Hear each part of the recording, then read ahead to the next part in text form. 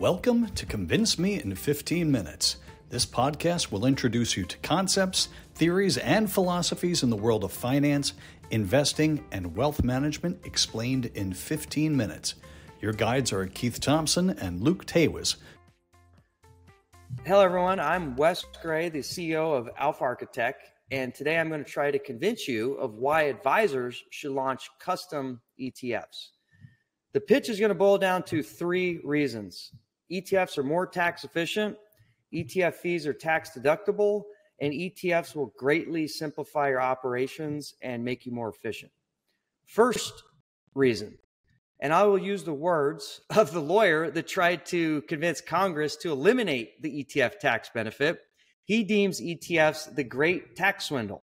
In my mind, anytime that you can legally minimize tax burdens for your clients, it is your fiduciary obligation to strongly consider that. And to quantify just how powerful the ETF tax mechanism is, I went and got some data from research affiliates who did a study comparing ETFs versus mutual funds over the last quarter century. And they concluded that on average, across the board, every year, an ETF benefits by around 90 basis points per year in tax benefits versus alternative structures such as mutual funds or even an SMA. That's pretty interesting because if you're charging 90 bips, 100 bips to your client, just by simply doing the same investment advice through an ETF, you pretty much paid for your fees right off the bat. So that's pitch number one. ETFs are just more tax efficient to deliver investment advice. Second thing related to taxes is, unfortunately, SMA or separately managed account fees are non-deductible under the current tax law. What does that mean?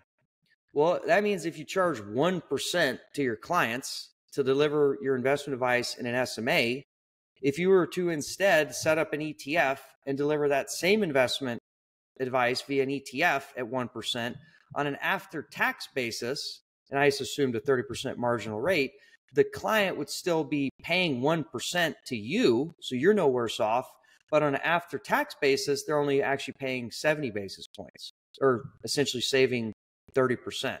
Government losing out, client winning, you're no worse off. That sounds like a win-win to me.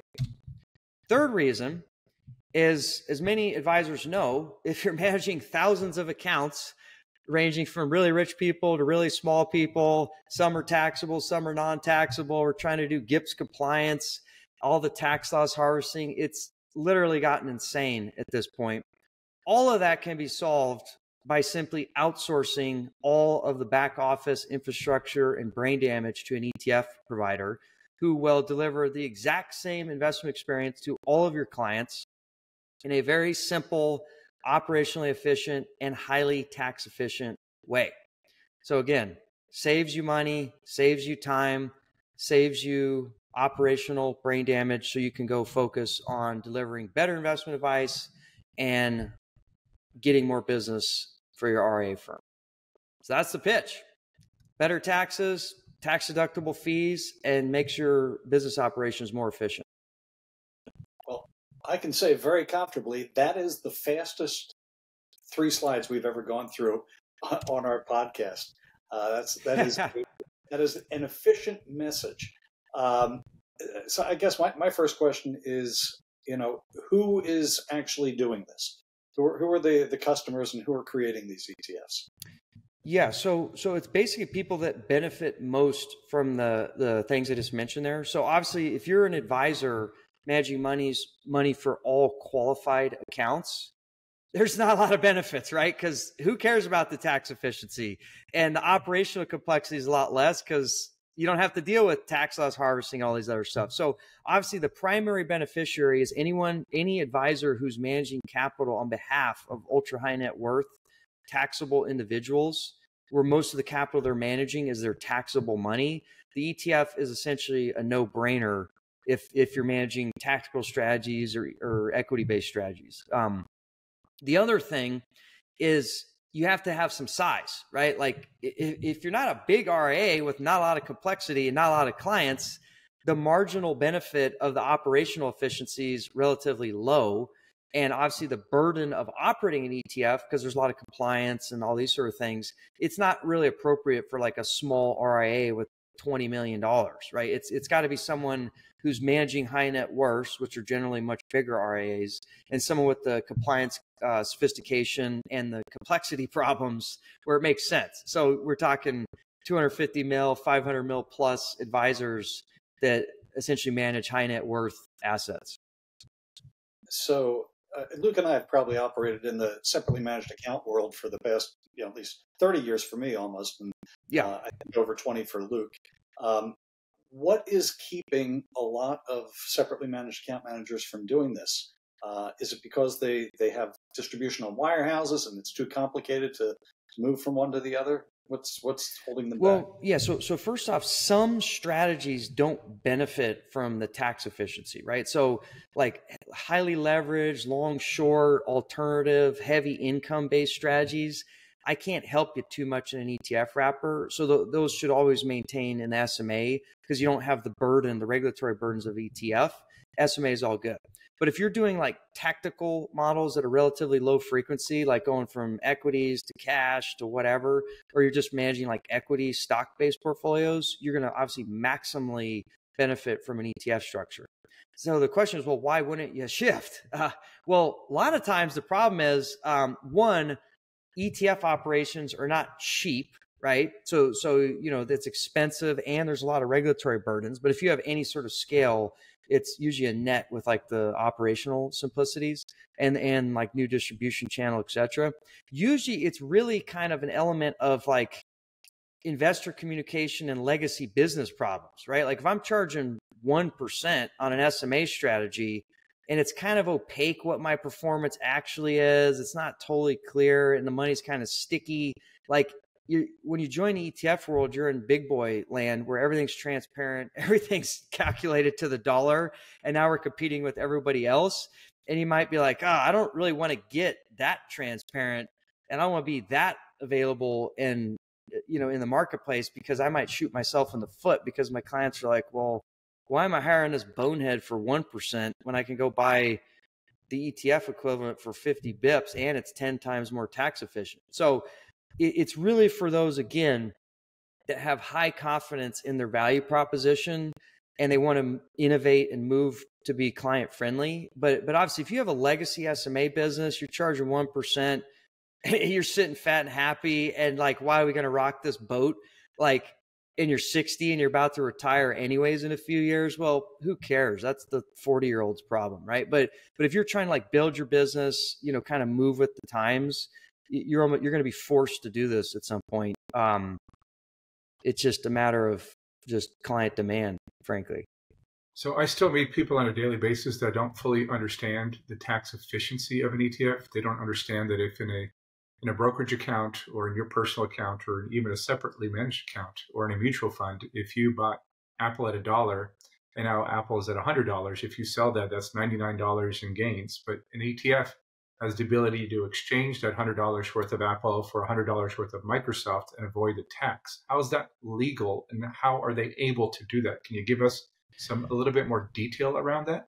Yeah. So let's just walk through like a way oversimplified example to highlight the pipes and how it works. And we'll just use your example there. So what did we buy in your example? Apple for $1. Okay, yeah. Now it's $100. Yeah. So let's just pretend we have a one stock ETF just for fun. We buy Apple at $1 and it goes to $100. And all of a sudden Luke calls me up. He's like, man, I don't like Apple. It's overvalued. I want to go into let's say we're going to the oil patch. I'm going to go buy Exxon because I believe in energy now. We would be a value investor.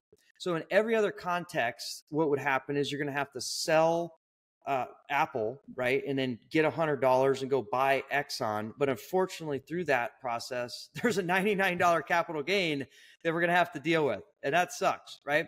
So in an ETF, if you did that same transaction, you'd have the same problem. So if an ETF literally sold Apple and you would have a $99 capital gain distribution, but we're not going to do that. You guys would submit this trade. And again, I'm just going to oversimplify it. We're going to create two baskets. We're going to create a custom redemption basket, which is going to consist of $100 of Apple shares. And then we're going to have a custom redemption basket of equal value. Let's call it $100. We're going to file those with DTCC, which is the Settlement Clearing Corporation. We're going to coordinate all this with like an authorized participant, which is people that can interact with an ETF. And then what will happen tomorrow is we will kick out Apple shares to fulfill the custom redemption basket. That's a basket transaction subject to 852, which deems it a non-taxable disposition. So it's just the law. Like I said, it's the great tax swindle. I don't make the law. I just follow the rules. And if I could do this, I'm going to do it. Right. So I'm going to get rid of Apple to fulfill the basket. And then I'm also going to receive in kind $100 of cash. I will then take that cash and go buy Exxon with $100 basis, right? Let's just say it's worth $100 at that point. And so by the end of the day tomorrow, I'm going to own Exxon, not Apple, with zero capital gain distribution liabilities. I have a deferred liability, right? Because I bought the ETF at $1, it's now worth 100. So if I sold the ETF, I have to pay the tax. But as long as you just buy and hold the ETF, the activity inside of the ETF is basically shielded from capital gain distributions, which means you basically get a compound tax deferred. I mean, as long as you want, basically. Yeah, and I mean, technically the same thing is true if you own an individual stock, right? If you bought that individual stock for $1 and you held it for 30 years and now it's worth $100, you didn't have to pay taxes along the way based on what somebody else did in regards to buying or selling that stock. 100%. Because you just held that stock. Well, the same is true in an ETF because you're just holding that ETF and so other people's activities are not impacting your tax liability. And yeah, I think that's where mutual funds essentially generate that tax. Am I correct in yes, you're right. Like, and also pooled vehicles like hedge funds have the same problem where you could accidentally get hit with someone else's tax problems. It's just crazy, right? And it's just unfair. I don't have anything against mutual funds. Like, I honestly think they should make it the same for everybody because from a public policy standpoint, not having one person suffer from another person's tax decision, that's just not good policy. Like, it should be the case that when you affect an issue where if you want to realize your tax, that's on you and you have to pay it. It shouldn't affect other people through your actions. So I think it's good public policy to make it where mutual funds and ETFs and everybody should be able to do this just so the issue is externalized to the end client. And you can't, they're called externalities in economics. Like, you want to minimize those. That's the whole point of regulation, is to minimize externality problems. So, it's kind of like a case study in what the government's supposed to be doing. So hopefully they kind of keep the law in place and maybe even make it where mutual funds can do it, I guess. So Luke and I, over our careers, have been in the MLP world for a long time. And one of the questions we would constantly get, because MLPs had some tax advantages associated with them too, is at some point in time, is the government going to change their mind and move the goalposts on us? And, my response was always never get inside the head of a politician. You may not but there has been some goalpost movement in some of those issues. What do you think the likelihood is that you see something like that in the ETF world? Yep. So legislative risk is a risk for anything, obviously, because they can always just change the rules of the game. And several years ago, that actually came up, right? And actually, that lawyer I quoted, who has the article, "The Great ETF Tax Swindle," he's boys with the Oregon senator who proposed that we strike out 852 and say that those are taxable. Well, as you can imagine, because of good old-fashioned corruption in the U.S. government, the Vanguard lobby, the iShares lobby, the ICI lobby, and every other person in our business had that stricken from that tax law in about a day, right? And it was just out of there. So they could propose anything, but to the extent you believe in the lobby force of our industry, and to the extent that you believe it's almost suicidal for a senator to tell all the Vanguard investors they now have to pay tax, like, good luck. Like, I do think there's always legislative risk, but the risk is much higher in things like insurance, carried interest, and things that generally only help rich people, like billionaires, because there's a lot of those things. And I think the pitchforks would rather go after that. But the ETF is like literally the only tax benefit that small rich guys have, right? If you got $1 million or $2 million, that's the only game you can play. Everyone else, you got to be a billionaire to do all the other things. So I just think that it would be crazy for a politician to go down that path and fight it, because I think the constituency would vote him out. And as you know, politicians only care about one thing: power. They don't really care about the interest of the peeps. And so as long as you believe in the corruption of government and the incentives of politicians, I feel like the ETF tax swindle, as they call it, is way more secure relative to a lot of other tax things that arguably are unfair for society. So speaking of taxes, is it worthwhile, and is it easy to explain if you have, let's say, 100 accounts that you're managing that are roughly $1 million each, that have low cost basis stock, but you have a diversified basket of securities, that you could take those assets, 100 accounts, $1 million each, you're talking about, $100 million, and basically put those assets in an ETF and have the ETF then over time exchange those securities through the basket exchange program and even diversify it further without realizing capital gains. Is that worth discussing today in regards to when you're setting up an ETF and all the tax advantages in that process? Yep, 100%. So in the end, in a vacuum, everyone would love to manage their assets in an ETF. That would be great. The problem typically is you have assets in another hand that have tax basis problems. And so you're like, well, I would love to do the ETF, but then I have to sell these things, hit the tax to go get into the new wrapper to get the tax deferral. And so there are solutions. It's called Section 351, actually something that we basically specialize in. But it is possible to do exactly what you say, where if you have assets in place that have basis issues, we can use those assets to tax-free seed an ETF. So there's no taxable transition cost. And then to your point, once you're in now that we're in the ETF wrapper, we can also now enjoy the benefits of the long-term tax deferral and flexibility. So it's obviously very complicated. These deals are like a huge, there's a reason I don't have hair right now, but it is definitely is feasible. And if you have the capital, the patience, and you're willing to work through the problem, it is definitely legal, plausible, and we're kind of leading the charge on these transactions overall. And there's big fund companies that have actually done this, right? I believe DFA has done this. I think American mutual funds hasn't necessarily done it, maybe because they have a lot of share classes. I'm not that familiar with them, but the point is, I believe the American Capital Income Builder is now in a fund and a ETF. So, and it's most likely due to the fact that the ETF is more tax efficient. Is that right, Wes? Yes, you can do this on managed account. You could do it on mutual funds. You could do it on limited partnerships. All can be transitioned to ETF. And I'm sure you guys are aware, but like Vanguard has this patent on index-based ETF share class where they're able to like have a mutual fund with like an ETF share class. And now DFA and many others are saying, hey, can we do that with active funds? I don't know if that'll get approved, but basically that will allow mutual fund centric firms, if they have an ETF share class, to now potentially gain the benefit of the tax efficiency of the ETF. And so if their clients are like, well, I love you guys, I don't want to deal with the proxy and the conversion, can I just own the ETF class and hopefully minimize my tax burdens? I think that'll be coming to a theater near you. And again, that's awesome.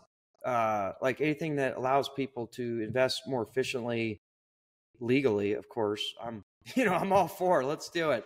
So I think it's great for the ETF ecosystem in general. Would you be willing to state some of the minimums that you typically require? For example, is there an AUM minimum? Is there a experience minimum? Is there, what type of minimums before anybody and everybody just picks up the phone and starts calling you? Yep. So the biggest thing we're focused on is culture, which is more of a qualitative thing, like culture of just, that's one thing that's squishy. But a lot of people could trick me on that. So let's get to the brass tacks, right? So in the old days, we used to say, hey, if you're going to do this, you need to have $500K minimum of operating capital to fund the operations. And you need minimum $5 million day one assets that you can click the button on. Like saying that, well, my friend might do it, that doesn't count. Like it needs to be assets that we know can go into this thing. You could still do that. And if you're a hardcore entrepreneur, you got great culture, and I just a fan, we'll work with you. But I strongly don't recommend that because it's very risky and difficult. Nowadays, I'd say, hey, 500K operating capital is still probably what you need, but you probably realistically need 25 mil day one, because if you ever want to sell an ETF, even if you have the greatest idea on the planet, it's just, people don't want to be in a $5 million ETF. It's just, they're like, well, I love you, but I don't want to be like all your fun. And so I usually tell folks like 25 mil, one, it's going to help you get closer to break even and be more operationally, competent, but more importantly, it's going to allow you to have a little bit easier time on the distribution side. And that's like the minimum. Obviously, if you come to market with 100, 200 mil, it always gets better. But that's kind of what we're telling folks these days is it's just, unfortunately, the AUM minimum requirement is kind of high. Because I would imagine two things. At $25 million, you're probably still not close to break even, which is number one, because of the all the expenses associated with operating an ETF. Yeah. And secondly, Keith and I excel in distribution, where the firms out there, for example, like a Morgan Stanley or a UBS or Wells Fargo or Schwab or Fidelity, I mean, all those places where need to get approved so somebody could even buy your ETF. As the ETF marketplace has grown, those firms have not only increased the minimums, but they've also increased the fees that they charge for you to be on those platforms. So what I'm trying to say is, not only do you need more assets, but you need more profits to be on those platforms. So is there anything 100%. You could share with us in regards to that? Yeah, what we always tell people, at least from our platform, because we don't just take anyone with the pulse. Like I really got to be convinced that you're 5 years or longer in this game. We say this is a 5-year minimum plan, right? Like, because exactly what you're saying, let's say you launch at 25, right? Like, for example, some of these big platforms, even if you're approved on the platform, you need a 3-year min and $100 million.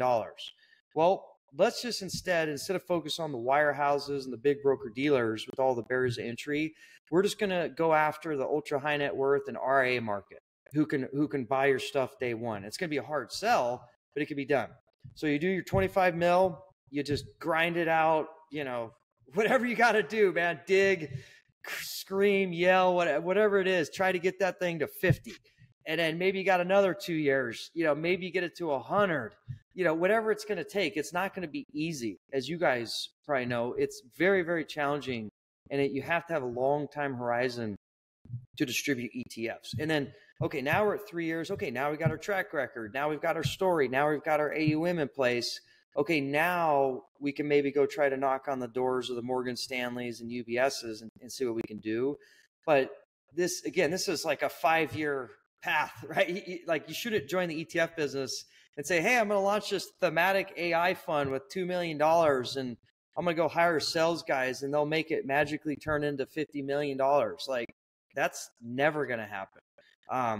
That did happen in 2021 during one of the biggest bubbles of all time, like almost akin to 99, but that's not normal, right? Like, in the new normal world, it's a street fight and it's like any business, long horizon, slow and steady wins the race, be in it to win it, all that fun things. Yeah, because these firms used to view an ETF just like any other stock because it trades on the exchange. There really was an approval process. But now that there's thousands and thousands of ETFs out there, they treat them like mutual funds or separate accounts.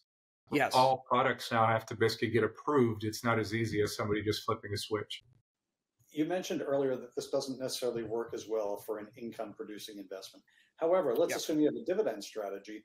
You still have those baskets of stocks that you can transfer back and forth, but it's only the dividend that would be taxable. So that's still a more efficient way of doing that, wouldn't it?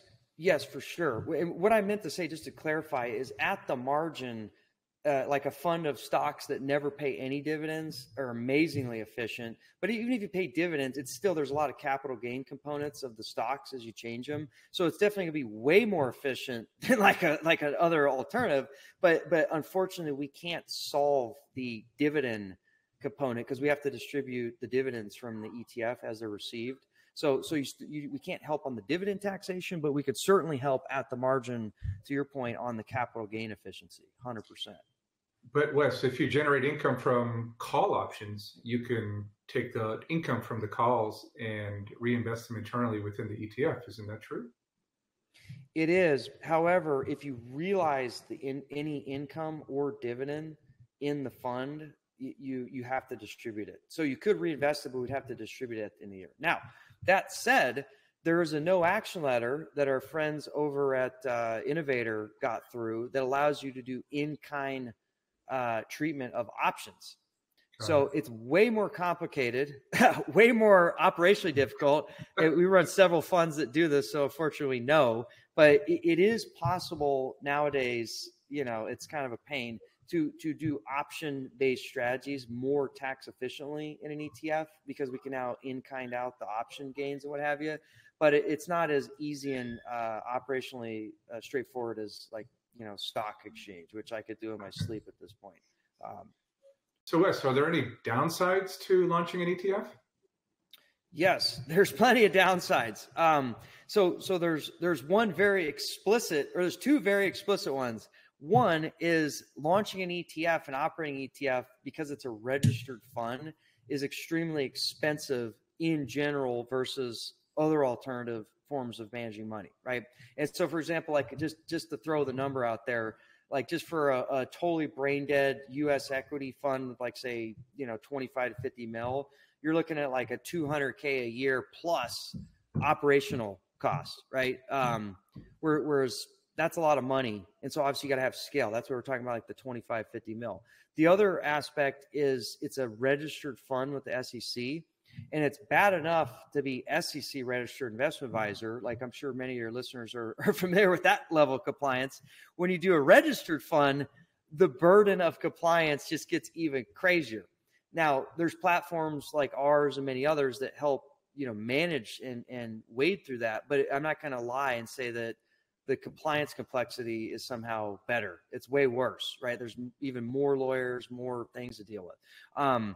So those are like the two big ones. And then some of the more indirect ones would just be just client management and status quo bias problems where like culturally, you're doing what you're doing. And a lot of times at a firm, if you shake things up too much, it just causes a lot of stress, anxiety, pissed off people.